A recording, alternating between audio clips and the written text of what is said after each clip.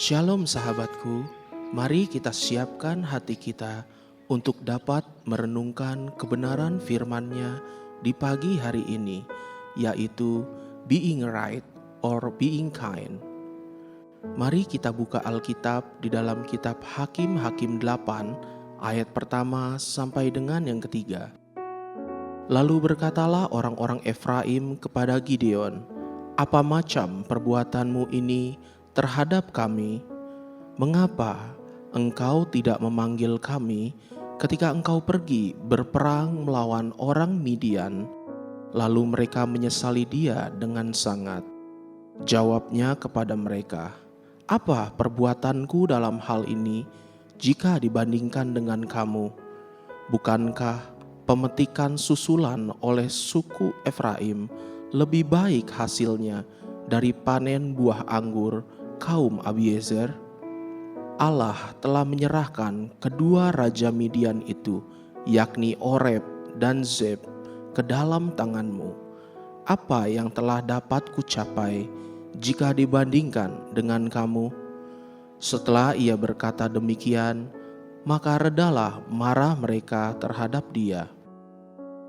Kisah kepahlawanan Gideon sudah sering kita dengar, bagaimana Tuhan memakai Gideon untuk mengalahkan musuh-musuh Israel, yaitu orang Midian yang selama ini telah menjara, menyengsarakan, dan merugikan orang-orang Israel dan hasil panen mereka.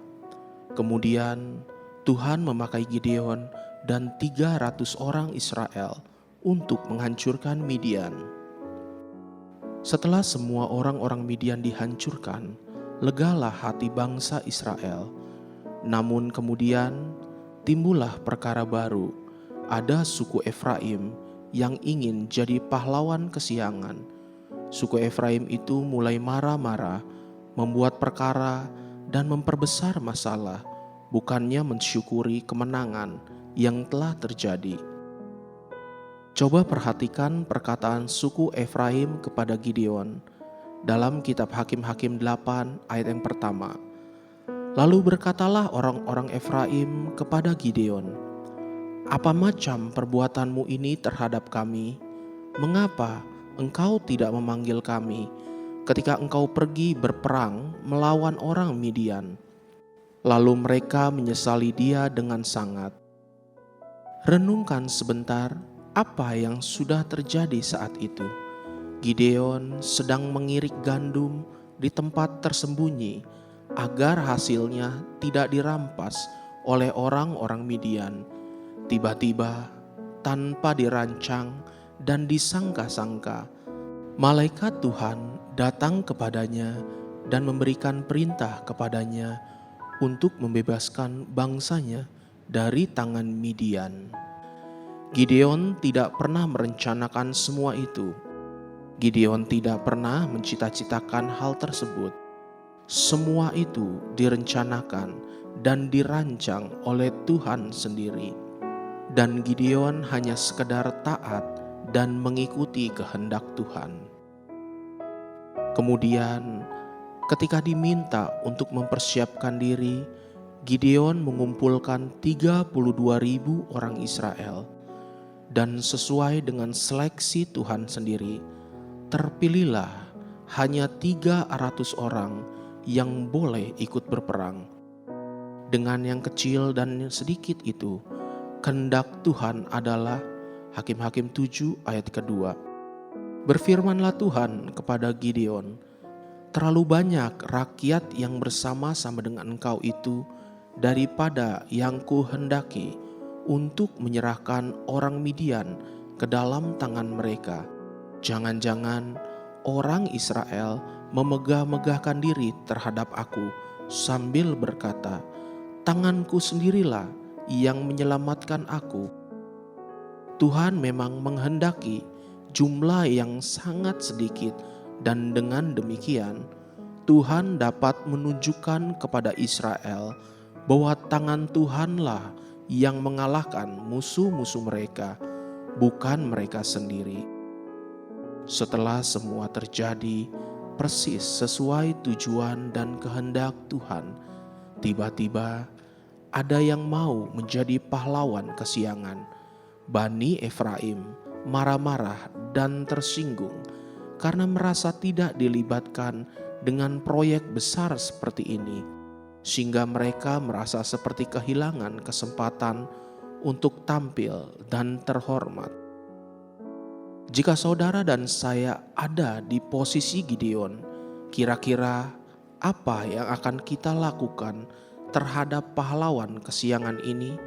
Haruskah kita ladeni atau lebih pantas kita balik memaki dan bila perlu merajam orang-orang bodoh dan pengecut yang mau menjadi pahlawan kesiangan ini?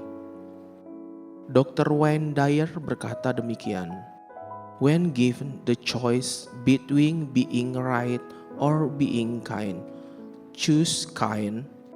Saat diberi pilihan antara menjadi benar atau ramah dan baik hati, pilihlah menjadi ramah dan baik hati. Sejujurnya, lama hal ini sudah saya dengar, dan pada awalnya juga, pada prinsipnya, saya cenderung berbeda. Bagi nature saya, jika saya berada di posisi dan diberi pilihan antara menjadi benar atau ramah dan baik hati, kemungkinan besar nature saya akan memilih untuk menjadi benar. Jika saya berada di posisi seperti Gideon berada, maka kemungkinan besar saya akan berontak dan berbalik memaki bagi Efraim yang bukan hanya tidak tahu berterima kasih, tapi malah mau menjadi pahlawan kesiangan juga. Bagaimana dengan saudara? Bagaimana dengan nature saudara? Firman Tuhan melalui hidup Gideon dengan bijaksana telah mengajarkan kita satu prinsip kebenaran. Seperti yang Dr. Wayne Dyer katakan, saat diberi pilihan antara menjadi benar atau ramah dan baik hati, pilihlah menjadi ramah dan baik hati. Gideon dengan tenang dan bijaksana berkata, Hakim-Hakim 8 ayat 2 sampai dengan 3. Jawabnya kepada mereka, "Apa perbuatanku dalam hal ini jika dibandingkan dengan kamu? Bukankah pemetikan susulan oleh suku Efraim lebih baik hasilnya dari panen buah anggur kaum Abiezer? Allah telah menyerahkan kedua raja Midian itu, yakni Oreb dan Zib, ke dalam tanganmu. Apa yang telah dapat kucapai jika dibandingkan dengan kamu?" Setelah ia berkata demikian, maka redalah marah mereka terhadap dia. Menjadi ramah dan baik hati selalu akan mampu menemukan kata-kata bijak dan melihat keindahan hati dari lawan bicara kita. Seeing the beauty in other heart and point of view. Haleluya, sahabatku, mari kita sama-sama berdoa. Bapa Surgawi, ajarilah aku untuk dapat memilih menjadi ramah dan baik hati, bukan sekedar mempertahankan kebenaran diri sendiri. Amin. Jesus loves you and so do I.